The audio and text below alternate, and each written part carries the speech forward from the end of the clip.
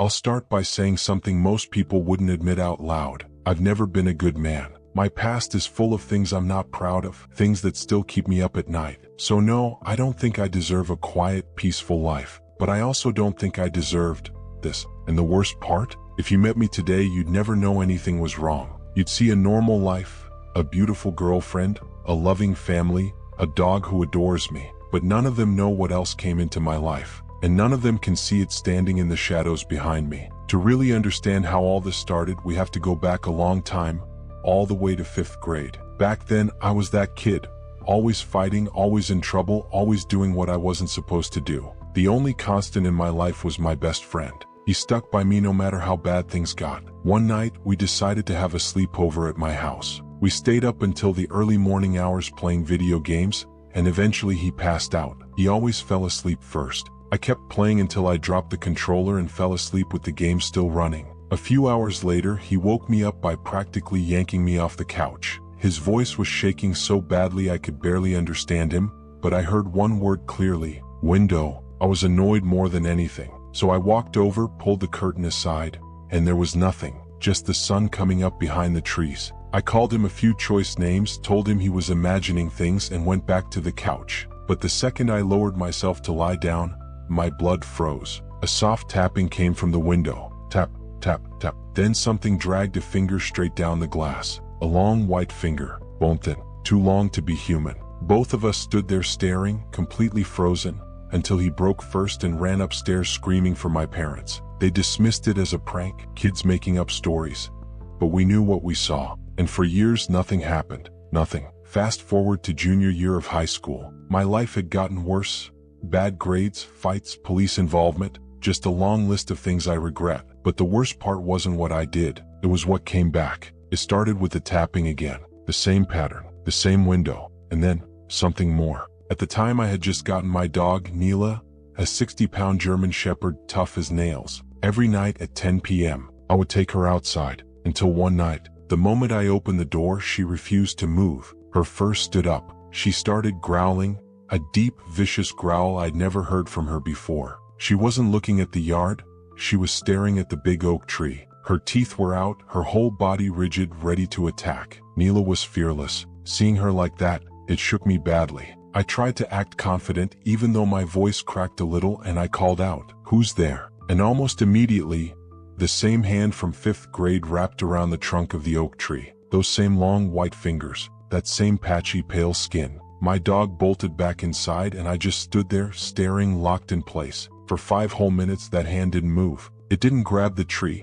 it didn't twitch, it didn't gesture. It just hung there. And then it slowly slid back behind the trunk. Gone. A few weeks later, I was getting ready to leave for a date. My girlfriend at the time insisted Sundays were our nights together, so I headed out to my car. Halfway there, I got that feeling, the feeling you get when someone's watching you. I turned around slowly, and that was the first time I saw it fully. It was standing next to the tree, tall, at least 7 or 8 feet, but not muscular, thin, bony, ribs showing like its skin was melting over its frame. Its skin looked pale and almost rotten, stretched too tight over long limbs. And its face, I don't know how to describe it. It didn't even look alive. I wanted to cry. I wanted to scream. I wanted to just fall to my knees and disappear. A car alarm went off down the street, loud, sudden, and I flinched. It was only a fraction of a second, but when I looked back, it was gone. And things didn't get better after that. It's been 4 years since then. My life spiraled even harder after senior year, and the more I fell apart,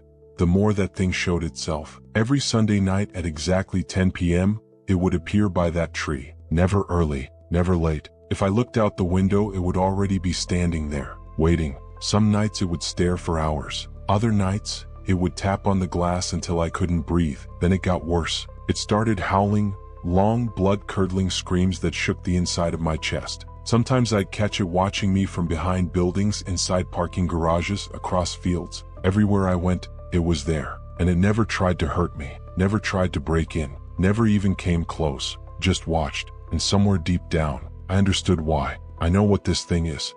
I know why it followed me from childhood into adulthood, why it never left. This is my punishment. Every horrible thing I've done, every person I've hurt, every mistake I made because I didn't care who suffered, it all came back to me, in the form of that creature. I don't know what it really is. A demon, a shadow, something older, something worse. But I call it one name and one name only, karma. Life's way of saying I wouldn't get off so easily, that everything comes back eventually. Even now, even today, I still see it. Some nights it's by the tree, some nights at the window, some nights across the street just barely visible in the dark. It doesn't matter where I go or who I'm with. It's there, watching, waiting, and I know one thing for sure. It isn't going anywhere.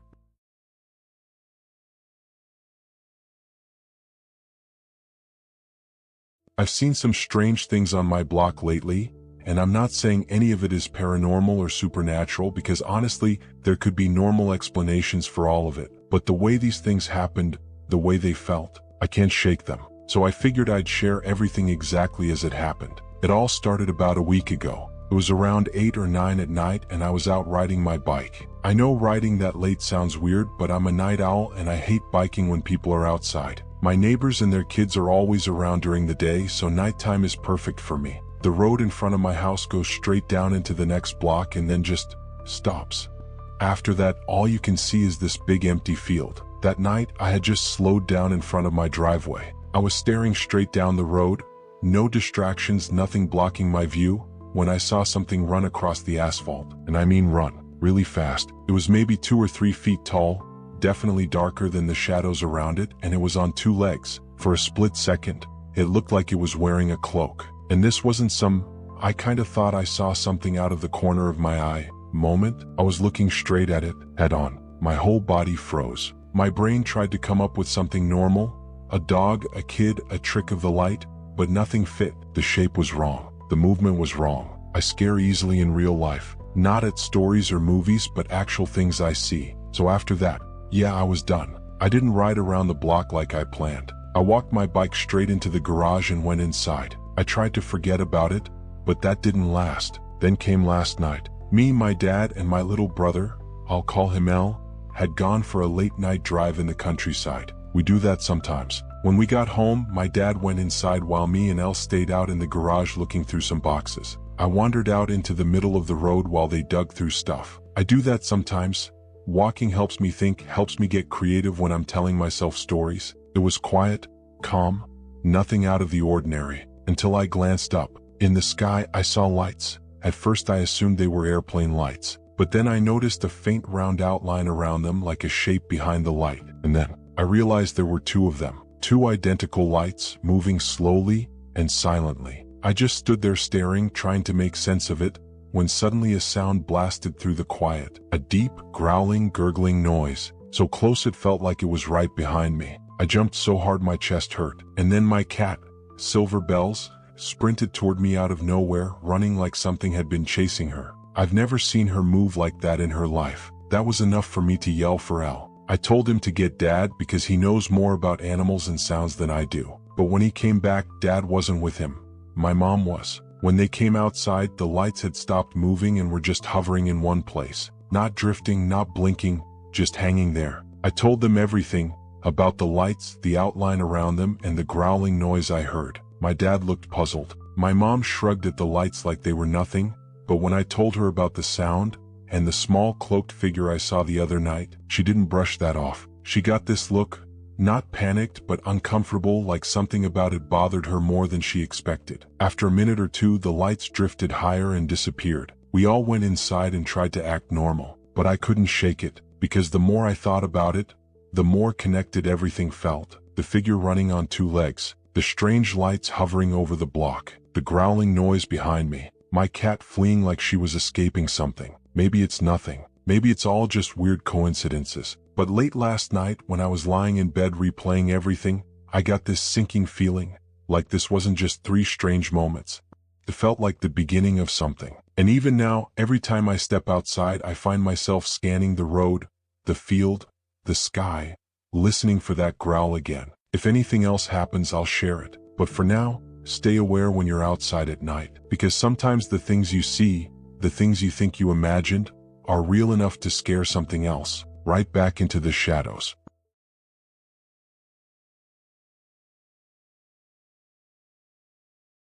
It was a dark, gloomy Friday, the kind of day where the sky feels heavy before it even starts raining. And of course, It just had to be the day before Halloween. Me and my dad decided to go for a cycle through the woods near our house. It was something we did pretty often. The woods are huge, miles of trees and trails that twist so far you can get lost if you aren't paying attention. But the moment we crossed into the tree line, something felt off. I don't know how to explain it. The air felt colder, heavier, like the woods were holding their breath. I kept hearing rustling in the bushes and these quick, darting shadows between the trees. I told myself it was animals, but every time I looked, whatever it was disappeared. Then my dad cycled over a branch and it snapped loud enough to echo through the trees. I nearly fell off my bike from the fright. He started laughing and I did too, trying to shake the tension off, but then he suddenly stopped. We were about halfway through the woods. He was staring past me, his face completely drained of color. I followed his eyes, and that's when I saw it.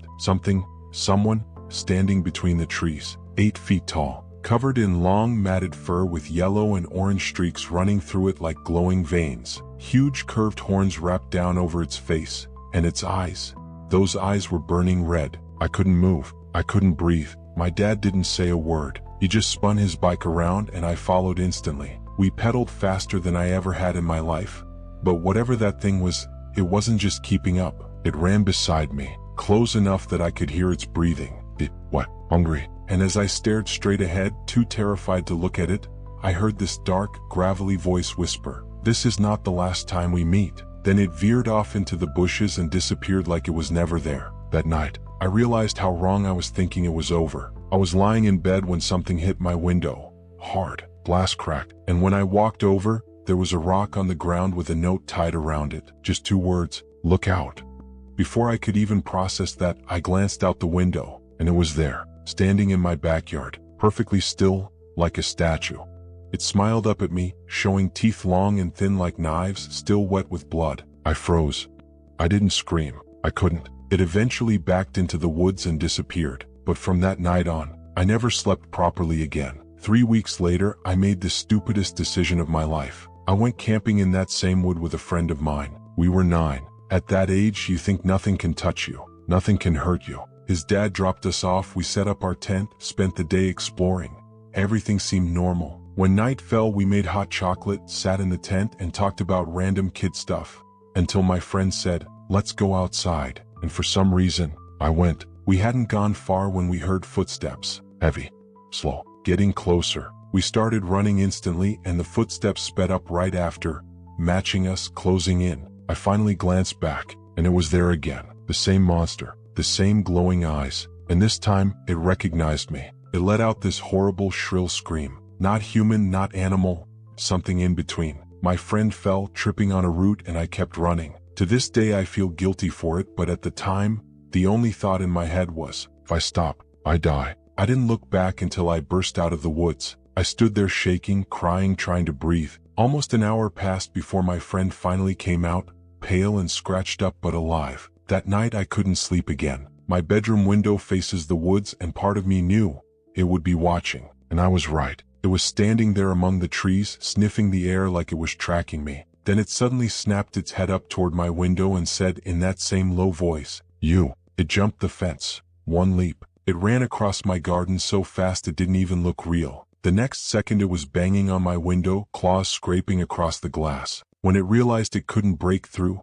it disappeared again. But it wasn't gone. I heard the front door handle slowly turning. Then footsteps. Wet breathing. I hid under the covers even though I knew that wouldn't do anything. My heart felt like it was going to burst out of my chest. Something opened my window, then a heavy thud, and running footsteps leaving the house. I didn't move until the sun came up. For 3 years, nothing happened. No sightings, no sounds, no footsteps in the night. I started convincing myself it wasn't real. But then one day I walked into the woods again, and immediately, everything went silent. No birds, no wind, just stillness. Then a soft, soothing voice, not gravelly this time, whispered, "Come out to play." I froze. Something stepped out onto the trail. It looked even worse than before, like a massive dog's head, twice the normal size with those same downward curving horns. Its arms were long and muscular, hanging almost to its knees. The voice wasn't coming from its mouth. Its lips never moved, but I heard it as clearly as if it was right beside me. When it finally opened its mouth and lunged, something else. Something big, shot out from the bushes behind me and chased it back into the forest. I never saw what it was, I didn't care. I just ran. When I finally reached the edge of the woods, I looked back, and nothing was following. I haven't seen it since. I don't know if it's still out there. I don't know what it wanted or why it picked me. But if you ever go into the woods, day or night, pay attention. Because some things, some creatures, don't just live in stories. And whatever I saw, I pray no one else ever meets it.